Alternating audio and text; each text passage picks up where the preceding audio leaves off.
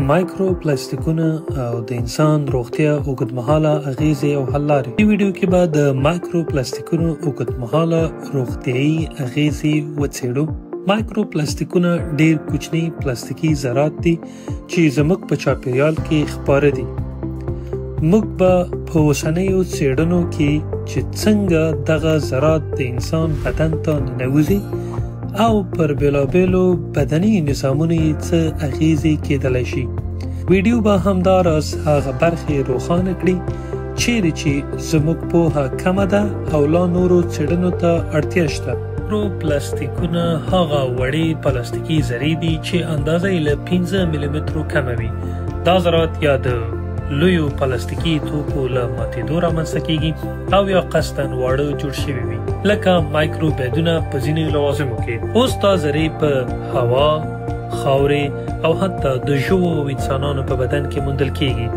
د پلاستیک کارونې د زیاتوالي سره د مایکرو پلاستیک ککړتیا هم ډیره شوې او دا پوښتنه راپورته کېږي چې د تنفس او خوراک لارې د دې ذراتو تماس ښایي زموږ روغتیا ته زیان ورسوي، په ځانګړې توګه که کلونه دوام وکړي.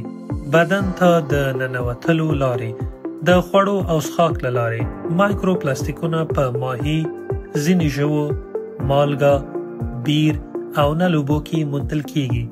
کله چې موږ دا خوراکي توکي مصرفوو، دا ذرې هم زموږ بدن ته د ساه له لارې کوچني مایکرو پلاستیک ذرې د هوا له لارې په تیره د کور دننه فضا کې خپریږي.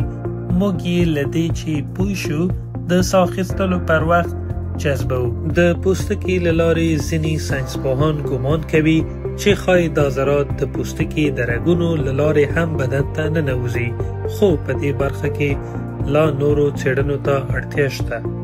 د اوږدمهاله روغتیایي اغیزو عمومي کتنه.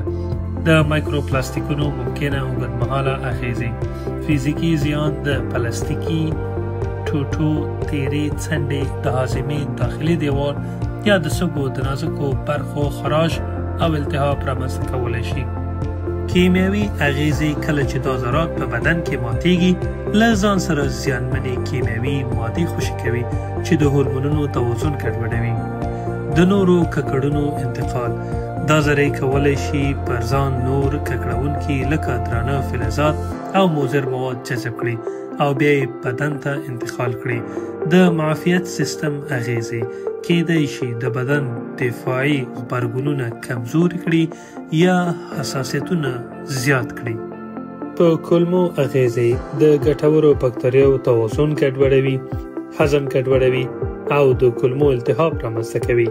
سرطان احتمال: که څه هم مستقیم ثبوت نشته، خو اوږدمهاله تماس د ځینو پلاستیکي کیمیاوي موادو له کبله د سرطان خطر زیاتېدای شي. د بدن د ځانګړو نظامونو اغیزې. هاضمي سیستم: د خوړو او څښاک له لارې ډېر مایکرو پلاستیکونه جذبېږي، ممکن د کولمو دایمي التهاب او د هاضمې ناروغیو خطر زیات کړي. تنفسي سیستم: د ساه له لارې داخل شوي ذرات ښایي د سږو التهاب، تنفسي انتانات او د ساه وضعیت نور هم خراب کړي. قلبي رګیز سیستم: مایکرو پلاستیکونه په وینه کې موندل شوي، دا د زړه دیوالونو ته زیان رسوي او د زړه ناروغیو یا سټروک خطر زیاتوي. تولیدي سیستم یا تکثري: ځینې پلاستیکي کیمیاوي توکي هورموني ګډوډي رامنځته کوي چې ښایي د زیږون ستونزې او د ماشوم د پرمختګ ګډوډي رامنځته کړي. معافیت سیستم: ممکن د معافیت سیستم غبرګون بدل کړي او د حساسیتونو ناروغیو امکان لوړ کړي. مغز او عصبي سیستم: وړې ذرې ښایي د وینې مغز خنډ کړي او د عصبي ناروغیو خطر زیات کړي. د څېړنې ستونزې او ننګونې. د وخت دوام: روغتیایي ستونزې ښایي کلونه وروسته ښکاره شي، د اړیکو موندل سختوي. ګڼ عوامل: د نورو ککړتیاو سره ګډ تماس، جلا اغیز، معلول کېدو ستونزې شاید هم زیاتې کړي. اخلاقي محدودیتونه: انسانان په قصدي ډول د زیانمنو موادو سره نازمیل کېږي.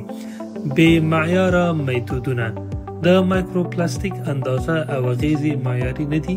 د بېلابېلو څېړنو پرتله کول سختوي. د پلاستیک ډولونه بېلابېل پلاستیکي ذرات بېلابېل ځانګړتیاوې لري. ټولیز اغیزې یې درک کول هم سختوي.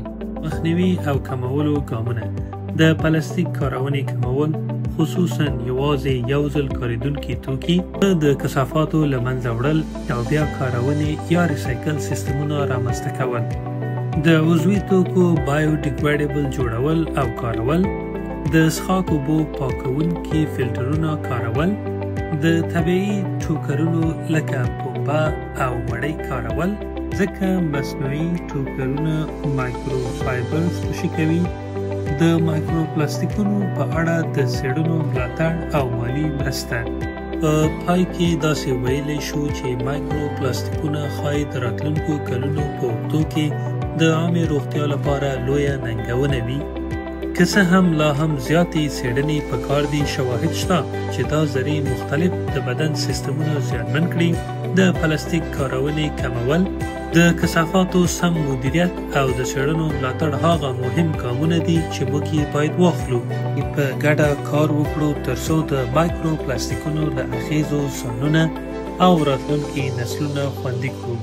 تر بل وخت پورې روغ او خوشحاله اوسئ.